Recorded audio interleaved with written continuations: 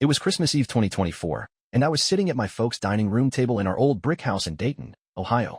The place smelled like pine from the tree in the corner and ham roasting in the oven. My sister, Jessica, had that look on her face, the one she'd get right before she'd tattle on me as a kid for sneaking cookies. She stood up, wine glass in hand, and cleared her throat like she was about to give a speech at the town hall. Everyone went quiet. My Aunt Rita stopped slicing rolls. My brother-in-law, Tom, put down his phone.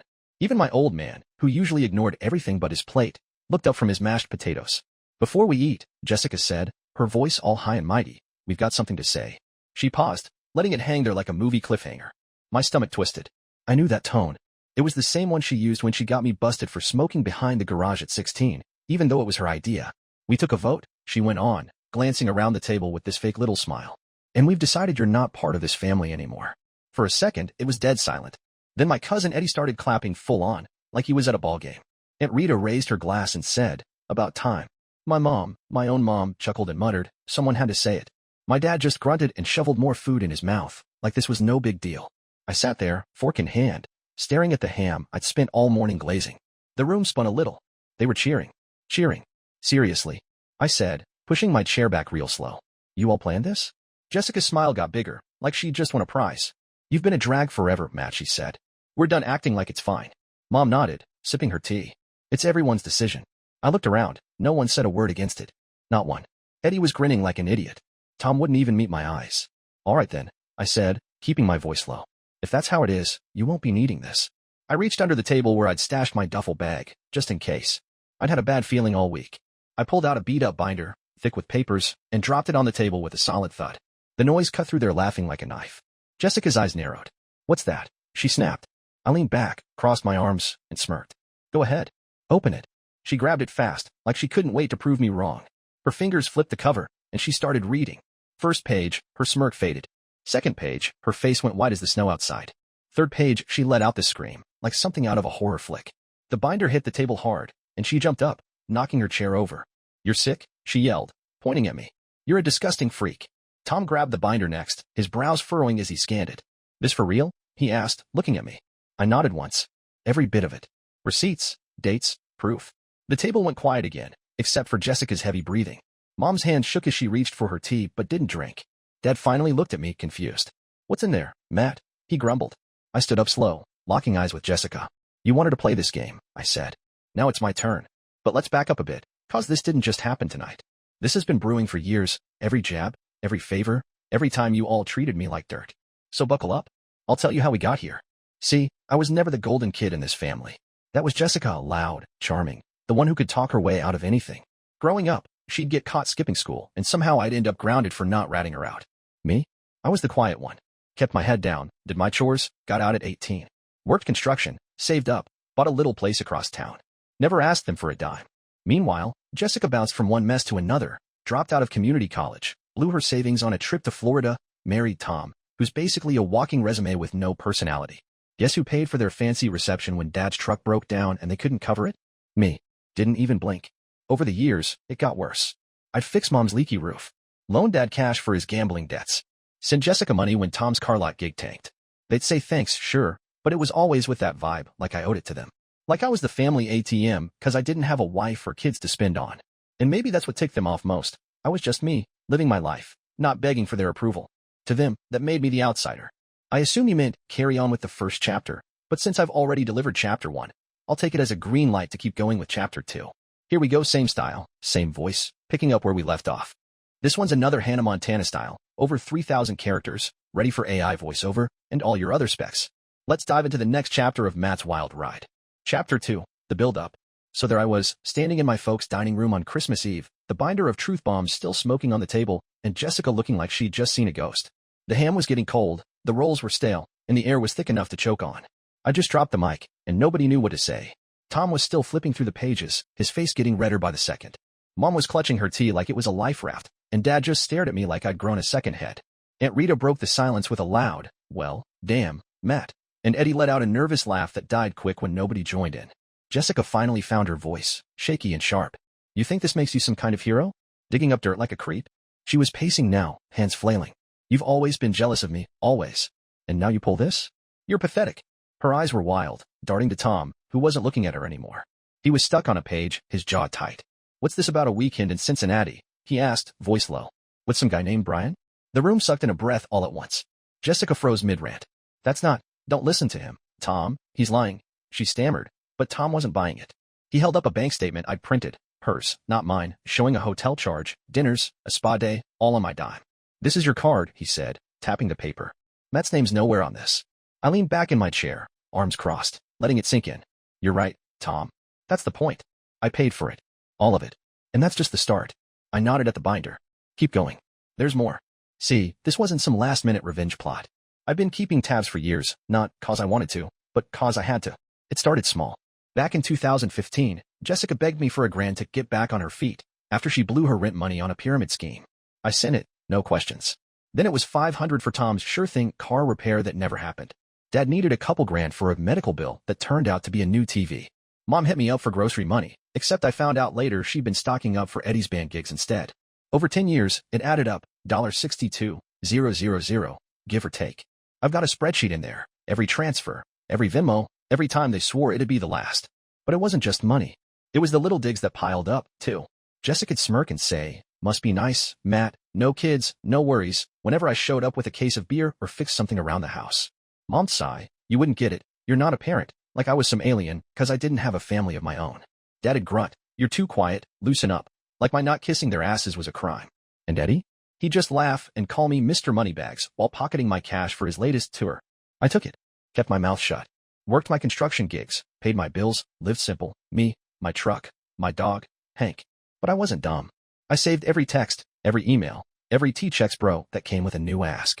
'Cause deep down, I knew they'd turn on me someday. And when Jessica texted me 3 months back, hey, can you spot us $10,000 for a food truck? Tom's got a vision. I said no. First time ever. Radio silence after that. No calls, no invites, nothing. Then Christmas rolls around, and they pull this? I was ready. Tom slammed the binder shut, glaring at Jessica. You told me Matt was the cheap one. Said he never helped. But this, he jabbed a finger at the stack. This says you've been bleeding him dry. And lying to my face. Jessica's mouth opened, then shut. She looked at Mom for backup, but Mom was too busy staring at her tea, hands trembling. Dad cleared his throat. Matt, you're blowing this out of proportion. Families fight. It's not like we stole from you. I laughed short, bitter. No, Dad, you didn't steal. You begged, I gave, and you pissed it away. Then you decided I'm the bad guy 'cause I stopped. I stood up, slow, deliberate. You want to know what's in there, Jessica? Every time you called me a loser behind my back. Every screenshot of you whining to your friends about how I'm too good for us. Every receipt from trips and toys and crap I never saw a dime back on. And yeah, Tom, that Cincinnati thing? That's her with Brian, her work buddy. Check the dates. I did. Tom's face went dark. He turned to her. You said that was a girl's trip. You cried when I asked about it. Jessica's eyes welled up, but it wasn't sadness, it was panic. He's twisting it, Tom. You know me. She pleaded. Aunt Rita piped up. Sounds like we're finally getting the real story. Matt's got proof. What VE you got, Jess? Eddie, quiet till now, muttered, this is messed up, man, but he wouldn't look at me. I grabbed my coat off the chair. You all wanted me gone? Fine. But I'm not going quiet. That binder's yours to keep. Read it. Fight over it. I don't care. I'm done being your punching bag and your bank. Jessica lunged for it, but Tom yanked it back. No, he snapped. We're not done here. Mom finally spoke, voice cracking. Matt, honey, we didn't mean it like that. Let's just eat, talk it out. Nah, I cut her off. You voted. You cheered. You don't get to backpedal now. I looked at Jessica, still pale, then Tom, then the rest. Merry Christmas. Enjoy the mess you made. I walked to the door, boots heavy on the hardwood. The last thing I heard as I stepped outside was Jessica yelling, you're dead to me, and Tom shouting back, what about me, huh? The cold hit my face, and for the first time in years, I felt light. Freezing, sure, but free. I stepped out into the Ohio night, the snow crunching under my boots, and the wind biting at my ears. The streetlights glowed orange, casting long shadows from the bare trees lining my folks' block in Dayton.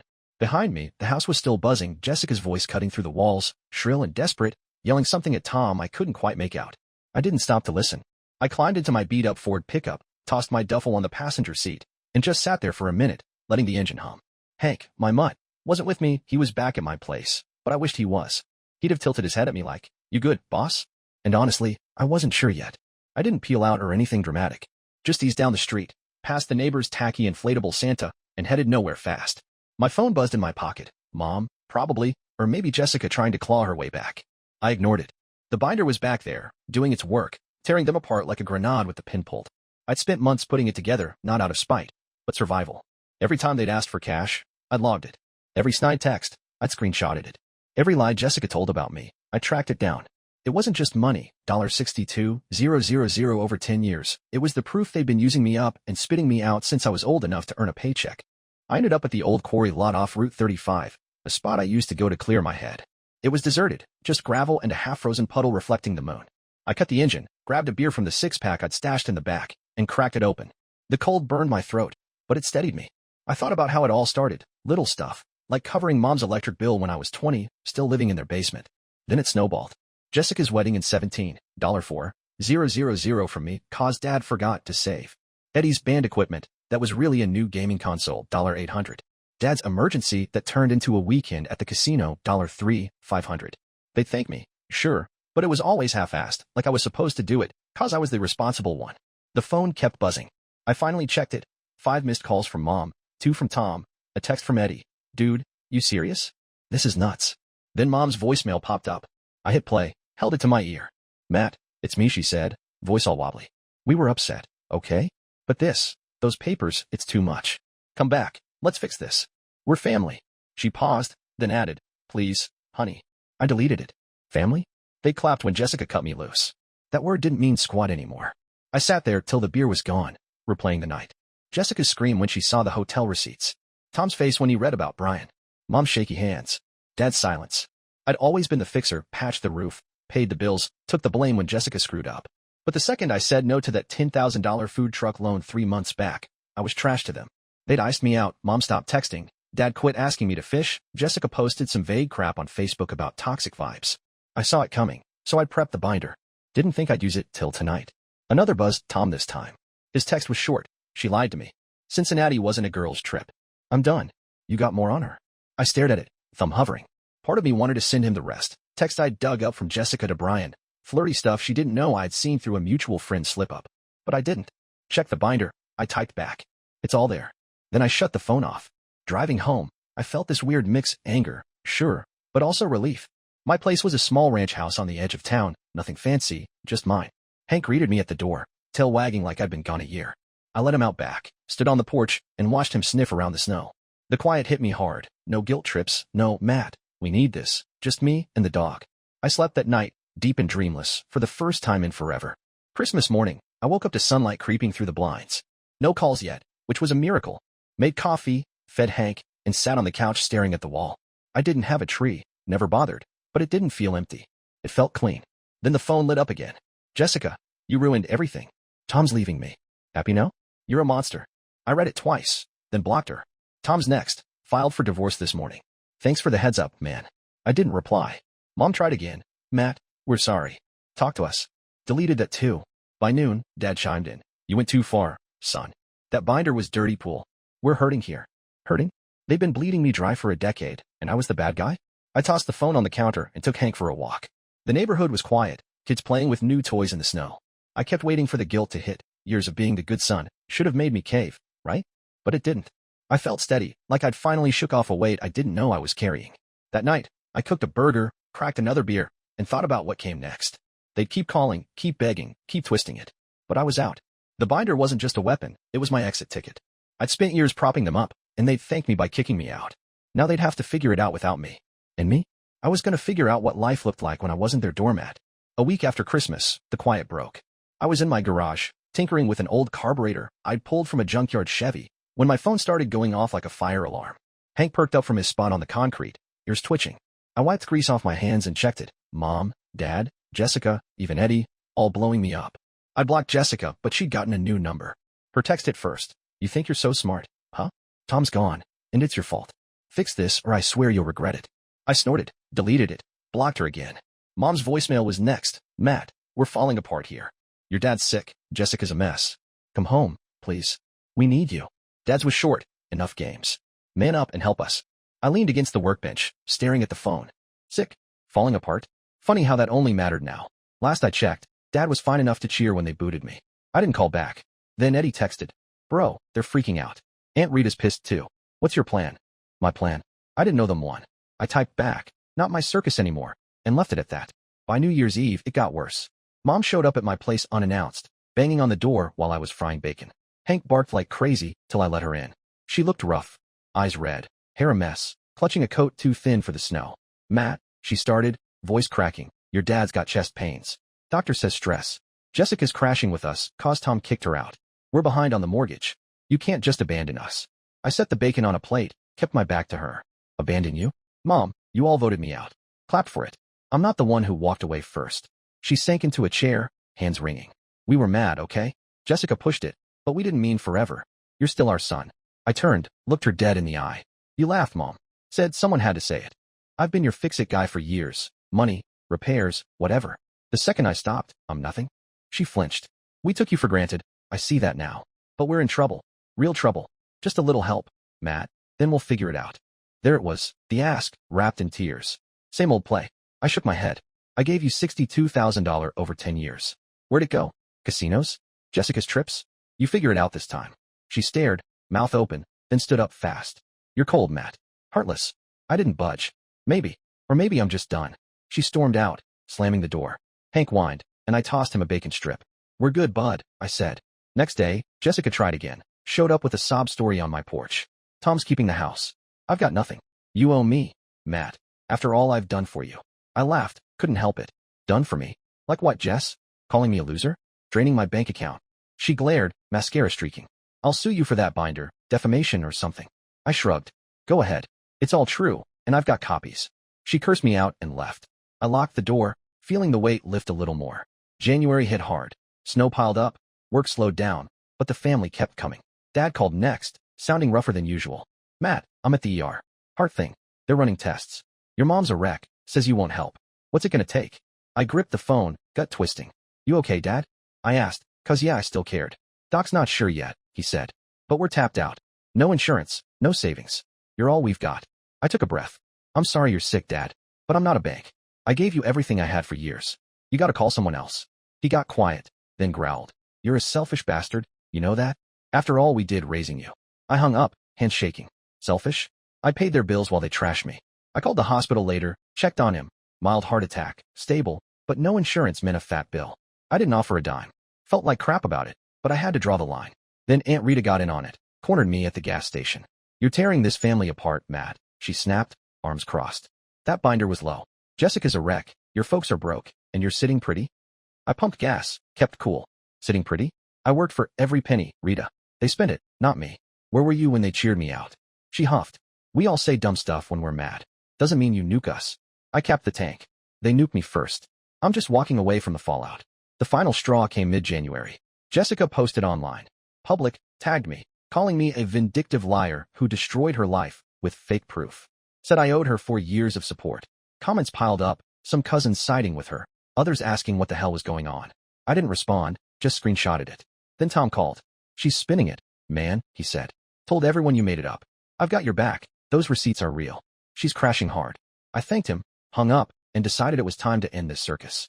I drove to a lawyer's office downtown, laid out everything. Binder, texts, posts. Can they sue me? I asked. Guy skimmed it, shook his head.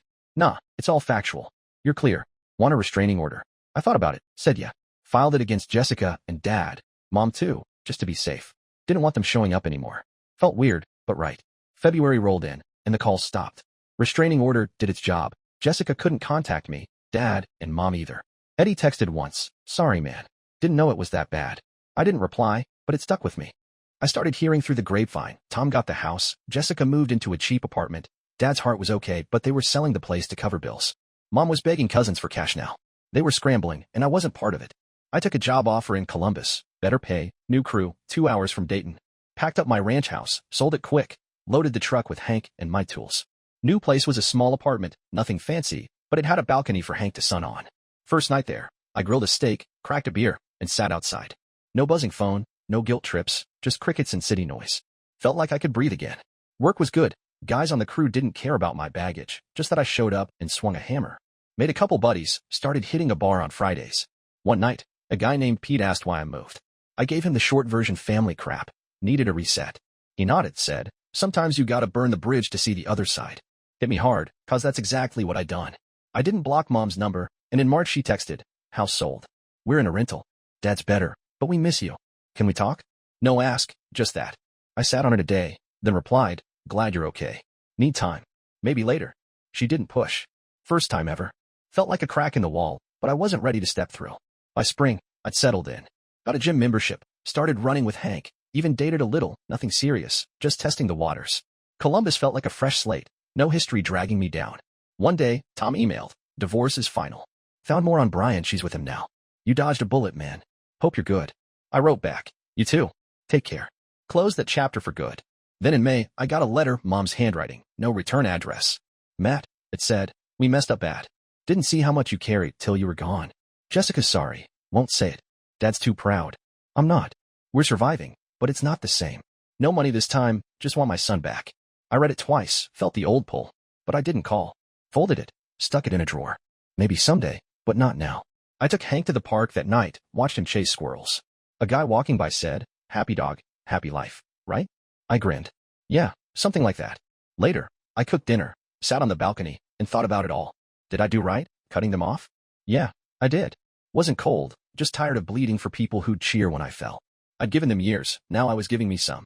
Summer hit, and I posted online, not for them, for me. New city, new start. Family's what you make it. Got likes from Pete, a few work guys, even Eddie. No drama, just quiet support. That's when I knew I wasn't just surviving anymore. I was living, and they'd figure it out without me, or they wouldn't. Either way, I was done carrying their weight.